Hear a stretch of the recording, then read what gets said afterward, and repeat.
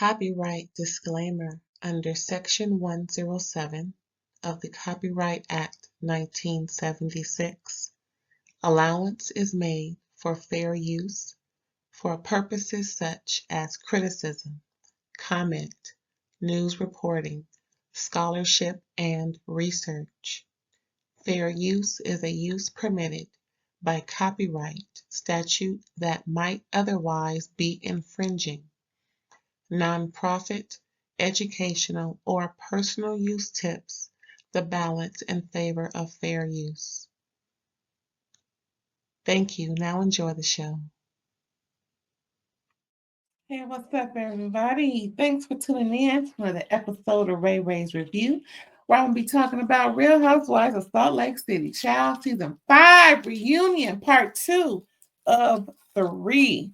Y'all been watching? Child, it was good tonight. They have not failed. Everybody's saying it. It's been a great season. And even this reunion was good, juicy. And it was some heartfelt, of course, Mary. We got into her and her son. It's just, her friendships with Angie and Meredith. And it was really good to see Mary clock in. And I can't wait to tell y'all what she said. You haven't watched it? Child, wait till you hear what Mary had to say. Oh, it was just so cute. Now, she was on Watch What Happens Live after. I didn't really watch a little bit of it. I think I caught a little bit where they were asking her questions about whether, like, if she wanted to hang out with Brittany or do something else. And child, Brittany is not her fave. I think part 3 we gonna see why. Anyway, so we left off right where Todd was reading Lisa and her husband John. John wanted him to watch his tongue. He was like, "No, you watch your tongue." Shit. Anyway, Todd, was just pretty much letting her know it was a real uncouth and uncool for you to repeat, the horrible, I ain't even gonna say what it is, child, about Bronwyn and Gwen and everything. It was just very, it wasn't a nice thing to say, but Lisa said she did apologize before. And if y'all want y'all moment, go ahead. I've already laid it out for you. So, I already owned it. So you don't, but the thing is, when you say things on TV, it's going to be on TV. Pretty much that's what Lisa was saying. Then we get into why Angie blaming Meredith for gay rumors when it was really, what's her name? When it was really Monica. Meredith really, she defended herself and how Angie retaliated when they all knew that it was not her. And I still think Aunt Meredith is upset at how they berated her last year, blaming her for a whole lot that Monica was guilty of, not her, and they still haven't apologized for it. And I think Meredith is still, up in arms about it. I would too be. I said it all wrong. I would too. And I'm still fighting for Meredith on that. And if y'all listen to anybody on this show, y'all owe her an apology. I have yet to hear them say, "We are sorry for blaming you." Even in this moment, after production plays it, Andy admits to believing Meredith. Even Angie and Shawn still wants to ride that coattail that Meredith put out that Shawn was gay. No, Meredith said there are rumors out there. And they said, well, yeah, she was implying it. Listen, everybody implies things. Just like how Angie implied that Meredith can afford a house and she rents. Meredith is rich. Her and Seth. Now, if they can be, live in 2 different states, girl, bye. That's why I don't like Angie. She just does things for show. She does things to be on the show, and she will continue to be just for show. She ain't real, and I'm pretty sure she's faking a funk with Mary. Mary, if you listen, watching, listen, go back to Meredith. Anyway, what's going on, child? Yeah, Angie and Shawn tried it, but Shawn still won't apologize, knowing, again, something else that they clarified, that it was not Meredith who put that out about him, and that she was not using her son's homosexuality status to get out of some type of uh bad light or something or another. Like Shawn, again, he cannot apologize. He cannot own the fact that in the moment he said something that was incorrect. That's all he has to say. I think in the moment I said something that was incorrect, and for that, I hope that you don't take it any further as me talking derogatory about your son. That's all. He can say something. If he can't say sorry or apologize, he can say something to that effect of, I realize now that in the moment I was being led in the by the question, for me to answer in a certain way that would be against you and your family. And for that, I see that I was wrong in doing that. There's nothing wrong with again, and I don't know why people think Shawn is just some fine thing. That man is not cute. And he looked better with a hat on. I'm just saying. And I think he doesn't look cute as well because he's married to that troll of a wife. Oh, I don't like her. Oh, yeah, I said it. Troll of a wife. What else happened, child? And then they still are asking both Lisa and Heather, why isn't Meredith absolved of what you're trying to say? And they still don't want to give Meredith any clout or any type of reprieve from that. I'm with Meredith. Fuck them shit. I mean, forget them. Meredith takes a stand. She is adamant about leaving off of the stage because she was promised that footage will be shown that she did not say that. And Andy had to, let her know we're going to show it. It is, going to be on film. They rolled the beautiful bean that Meredith was waiting on, and she is good with that. She sat down because Steph, what was it? Steph stood up when Meredith stood up. That's what you do. Just like Stormy stood up when Melody stood up on Tisha at the Galentine's 3 seasons ago or 2 seasons ago. However many. Child, what season was it over there? They just combining seasons. Anyway, back to Salt Lake City. I'm with Meredith, and I'm 10 toes down with Meredith. Stop messing with Meredith, or else. What else happened, child? Oh, John and Justin's fight. That wasn't even no big thing. So pretty much, they should have said what Justin should have said was, had Lisa not ran up on me hollering and screaming, perhaps her husband should have reeled her in and stopped trying to worry about me asking her a question because I wasn't getting at her. And I'm with Whitney. Justin should have never apologized. He should say, I'm defending my wife and me because you yelling at me, rolling up on me all up in my face with your fingers and everything. So what am I supposed to do? Just take it? I'm not your husband. That would have been perfect. Because I don't like Lisa either. Lisa and Angie. What else, child? Both Whitney and Lisa apologized to John and Shawn. Yeah, Lisa apologized to Shawn for using him as in the analogy argument about him, doing homosexual acts. Shawn was like, I'm gonna never live this down. I can't believe this. Well, blame Monica and stop blaming Meredith. Hello. And then also Whitney apologized to John for using him in that moment. But it was an honest thing that transpired. So I really don't understand why Whitney would apologize for using an honest moment. But, she did whatever. People just, I don't know, child. Seth blames day drinking on his biatch comment to Whitney because they questioned Justin as to why didn't he get on Seth for calling Whitney a biatch. We all was like, Justin, what you about to do? Because Justin big, he bigger than everybody over there. Tall and wider. And he said in the moment he already told himself from getting into it with John that he wasn't going to get into anything else. But child, that's when you get into it when somebody's in your wife's craw calling her a biatch. Child, Justin, your priorities all messed up, man. That's why Whitney's divorcing you. I don't know, because maybe them teeth too white. I don't know. All I know is Justin needs he needs some training, because I don't know.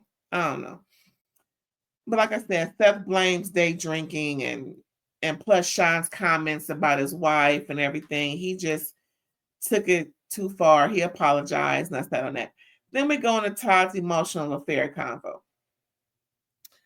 It was more or less that whole conversation about Bronwyn not feeling good enough and tying it into what Todd was texting a woman that her daughter Gwen walked in on, which is how she found out. She questioned who she was in relation to what she felt was inappropriate, too friendly texting to a female. I don't know if she's a coworker or what. In that moment, I kind of felt that was a little. Now, Bronwyn, you my girl. I'm Team Bronwyn, Team Todd. Still, after everything that transpired. But in that moment, Todd looked at her like, what? I think that was a little untrue as far as Gwen catching him and relaying it back to her. It just seemed the way he looked at her in the moment. And, production be catching it, y'all. He looked at her like, what you talking about? And then he kind of put his hand over his mouth I think he plays poker. A lot of people who play poker cover their mouths because people's mouths are telling. People don't realize it. Certain things they do with their mouth is telling when they're in distress or if they're feeling a certain emotion. Certain emotions bring out certain actions in people. I'm very good at poker, just saying. My dad taught me how to sit back and observe. You don't have to always be in the mix of things. Sit back and observe, and you will learn a lot. And that kind of helped me with poker. Anyway, when I saw Todd doing that, and he's a businessman, and people who are I think he's a shrewd businessman, if you ask me, but that's okay. It is what it is. I think people who are successful in their business, who makes a lot of money making decisions, do that. They, put their chin in their thumb and index finger with the other fingers kind of folded. They hold their head in a certain way, so that like I said, they may cover their mouth or in certain, like right now you can tell I'm covering my mouth. I'm just making those gestures just to, even though you can't see me, you know what I'm talking about. So anyway, in that moment, she was speaking on how Gwen caught him texting another woman, and in her feeling not good enough, she put all that together in her head to mean infidelity. And because she didn't like it, he had to adhere to not doing that. So that's relatable to the infidelity. And so the ladies were under the impression that she made it seem like he was actually fucking somebody else. But she didn't go into it per se. She just said, the infidelity. But I understand her. But people want to make it seem like she wasn't being truthful. I think the only thing that she wasn't truthful about was how he reacted to her saying that Gwen caught him, because how she looked at him, remember, and kind of motioned to him, shaking her head and just reassuring him, oh yeah, he kind of, did like, oh yeah, type of thing, like, oh yeah. It just seemed kind of, calculating and anyway. Maybe that part of it wasn't necessarily true, but like I said, as she explained her not feeling good enough and then him texting somebody that she felt was inappropriate, that can lead to her thinking of infidelity. And, the fact that he's away and all these things building up in her head and everything, it is what it is. And they have to take it for what it's worth. But again, here comes mouth, her and her teeth, chomping at the bits, trying to make it seem like Bronwyn was lying. Girl, go fix your grill. Talking about Heather. Anyway, what else happened? Yeah, Heather and her teeth. Child, you need to fix that, baby girl. Lisa and Meredith confront Whitney about them cheating. Yeah. Now I wonder why they didn't get into Heather's craw. Because Heather pretty much sealed the envelope when Whitney brought up how both Meredith and Lisa were cheating in their relationships, and to help Bronwyn feel better about how they were responding to how she was relaying the info about the infidelity. It's just weird. I don't know if they filmed it or not, but they didn't get into Heather. They only got into Whitney. And I want to know why. If anybody know them, ask them that question. Maybe I'll ask them and then I'll send them a message. Why didn't y'all get into Heather's crawl? Because she's the one who sealed the envelope to Bronwyn when Whitney said what she said about y'all cheating in your relationship. Mm-hmm. They just left Heather alone, I guess. So now we're with Mary and Robert Jr. Everybody crying. Everybody need tissue. Pretty much she says she did it. Her and Robert Jr. planned to talk about it on TV, but they didn't, they didn't plan what they were going to say. And she was shocked, bewildered about everything he said, but he came clean. He wanted rehab. She made it happen for him, and he's better. He did 30 days, changed his ways so far, changed his friend group. He goes to the meetings. Even Robert Sr. Was happy, he told Mary how proud of her he is. It broke him. He was really sad about it, but he's very happy that Mary is the type of mother that she is, that she stepped in and did everything right. And also, Heather says she watched that with her children, and it kind of helped them have a healthy dialogue with things, Everybody was, even Andy, everybody was crying. Everybody needed some tissue, child. Whitney especially, because her dad's on that stuff. Whatever that stuff is, I don't know. But she watched it with her children, and Whitney pretty much said it helped her also explain things with her kids so that they kind of understand more so about their grandfather, because they ain't seen him since season 1. Child. But like it did what it was supposed to do. And then, people DMing her and sending her messages and of, all the positive, comments about thank you for this. It helped, and it at least helped 2 families on the, of her castmates. And that was pretty great. And then we went into Angie and how she felt, and Angie just praised Mary because of everything she said sounds so perfect, and she just can't believe that it came, that she found the perfect things to say. Yeah, church does that for people. Discernment. There's discernment. Not everything about church is wrong. People condemn Mary for her church, and things, and they owe her an apology. It is what it is, but there's a lot of good in Mary. Just because, she has some outspokenness that, may not be the nicest or whatever, she's a good person. I've always said that about her. And I never did like how people condemned her and talked about her and talking about, she taking folks' money. And I mean, people, how they talked about Mary and Meredith, they all should be ashamed of themselves. That's all I got to say on that. What else happened, child? Oh, and Mary said that she was happy. Oh, back to Angie.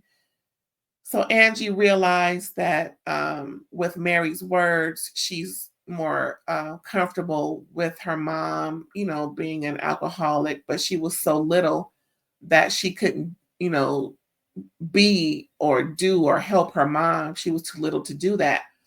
But Mary gave her some good words of encouragement, saying that, if her mom was still alive, she would, Angie would be the type that would also do what she did for her son because she's that great of a person or something to that effect.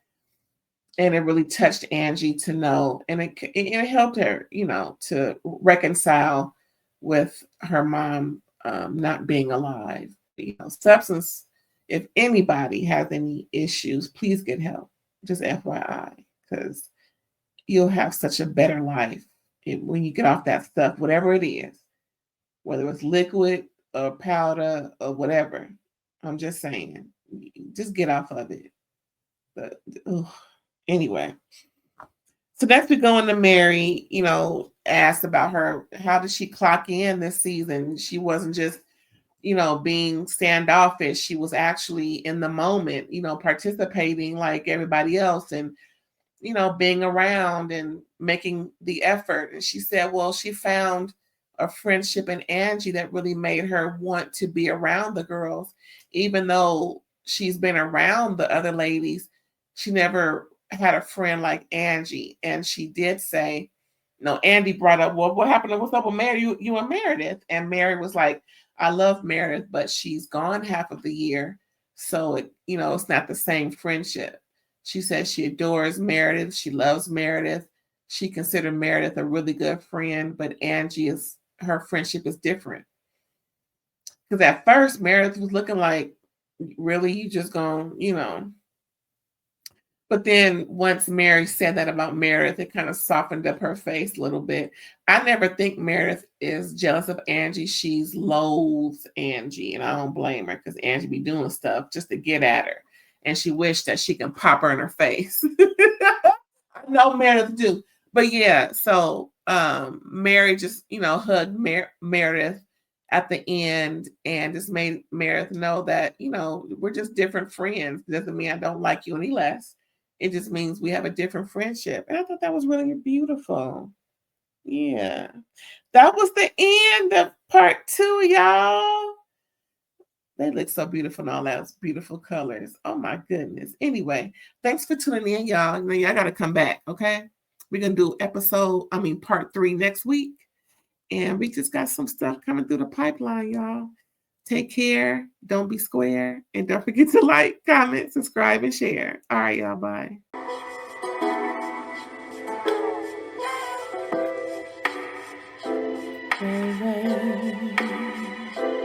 All day.